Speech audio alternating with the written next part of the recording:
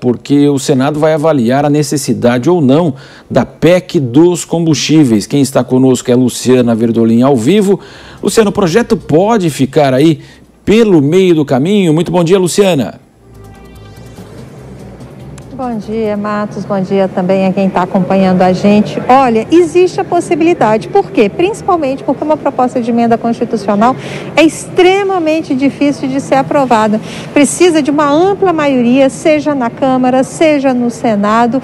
E a avaliação que se faz é que, apesar de ter um apelo popular importante, a questão ela pode tomar muito tempo e acabar não saindo do papel. O que o presidente do Senado, Rodrigo Pacheco, está dizendo? Já há duas propostas lá na casa que tratam exatamente dessa questão dos combustíveis. Uma que trata da questão do ICMS, que é a unificação das alíquotas, uma das grandes reclamações do presidente Jair Bolsonaro. Hoje ele voltou a dizer que o problema é que os preços reduzem na refinaria, mas essa redução não chega ao preço final. O presidente tem dito com bastante frequência que ele já reduziu o valor das alíquotas do diesel, já zerou a alíquota do diesel há bastante tempo e que da parte federal, o governo federal está tentando fazer a parte dele. Só que os estados, o valor do ICMS, ele leva em consideração não o preço que sai da refinaria, o preço que é cobrado na bomba, mas uma média dos preços que são cobrados em determinada localidade. E com essa variação, o ICMS sempre acaba sendo bastante elevado, sempre acaba pesando muito no preço dos combustíveis. Por isso, existe essa proposta já aprovada pela Câmara, que está agora no Senado Federal. Tem uma outra proposta também que discute a possibilidade de criação de um fundo de compensação para evitar variações muito amplas aí no preço dos combustíveis, principalmente do diesel e do gás de cozinha, além das tarifas de energia elétrica. Existe essa possibilidade das duas propostas serem aprovadas lá no Congresso Nacional, apesar da chiadeira da equipe econômica, em detrimento dessa PEC, dessa proposta de emenda constitucional, que também está sendo discutida. O presidente do Senado, ele até brincou dizendo que a equipe econômica, que não gosta de nenhuma das propostas na prática, ela vai precisar fazer concessões, vai precisar ceder em alguns pontos. E para a avaliação de Pacheco é que esses dois projetos que já estão lá, talvez seja mais fácil aprovar.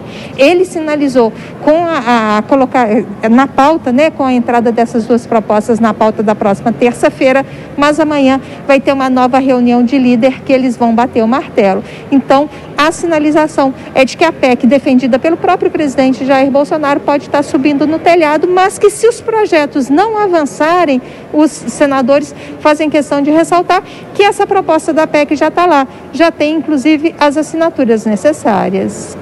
Exatamente, Ana Luciana. Inclusive a PEC recebeu o nome de PEC Kamikaze, então já dá para ter uma noção da dificuldade aí de tramitação. E como você disse também, nós tivemos todo aquele barulho, justificado em relação ao teto dos gastos, quando houve a questão do Auxílio Brasil. Novamente agora a responsabilidade fiscal é chamada, porque vai ter que sair dinheiro de algum lugar aí justamente para bancar toda essa situação. Nós sabemos, há pouco ouvimos então o discurso do presidente Bolsonaro, mais uma vez culpando os governadores. Os governadores também no ano eleitoral foram bonzinhos, eles mantiveram aí por 2 meses o ICMS também congelado, claro, fizeram a sua parte, já que estão sendo atacados pelo governo e atacam o governo e vice-versa, Então nós sabemos que é uma questão muito delicada, o ano eleitoral, o presidente será cobrado, ele falou há pouco agora, aqui trouxemos no Jornal da Manhã, segunda edição, é um tema que vai dominar as eleições, mas que não existe uma solução mágica, senão ela já teria sido aplicada, Luciana?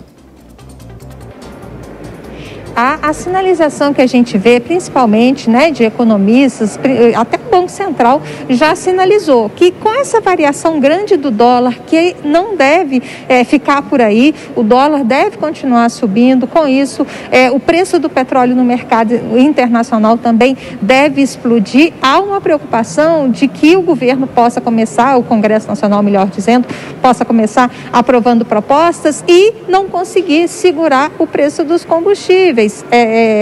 Pode ficar caro demais e sem qualquer medida prática. Lá no Ministério da Economia, o próprio ministro Paulo Guedes já disse que a equipe econômica só avalia a necessidade de garantir o preço do diesel, porque não dá para entrar na questão do preço da gasolina. Ele até brinca nos últimos dias dizendo o seguinte: é mais fácil acabar com a pobreza do que reduzir o preço da gasolina no país, porque um fundo de compensação, uma redução na gasolina, esse fundo de equalização, ele necessitaria aí de algo em torno de 130 bilhões de reais para manter o preço em níveis estáveis no país, o que significa algo em torno de 3 bolsas famílias. A avaliação da equipe econômica é de que não se deve interferir no preço dos combustíveis. Há sim uma preocupação com relação à inflação, à situação da população, mas essa variação, essa flutuação não pode, segundo pelo menos o pessoal da equipe econômica, eles não se pode alterar de forma artificial. É preciso trabalhar em outras frentes para tentar melhorar os índices brasileiros, não interferindo artificialmente no preço dos combustíveis, que iria ficar caro demais, e a gente já viu no passado que essas propostas, né, essas sinalizações de interferir em preço, congelamento de preço, redução artificial, acaba causando prejuízo, não só para a Petrobras, mas também para o Tesouro Nacional como um todo. Agora, Pacheco, lembra, Marcelo, que existe aí uma proposta de utilizar os próprios dividendos da Petrobras para tentar segurar um pouco o preço. O próprio presidente Jair Bolsonaro, na semana passada, ele disse que não quer se acabar com o lucro, né, de acionistas, mas não se pode privilegiar totalmente acionistas nesse momento da Petrobras e prejudicar toda uma população que depende aí dos combustíveis. Mesmo quem não tem carro acaba sofrendo os impactos dos preços por conta do aumento nos fretes.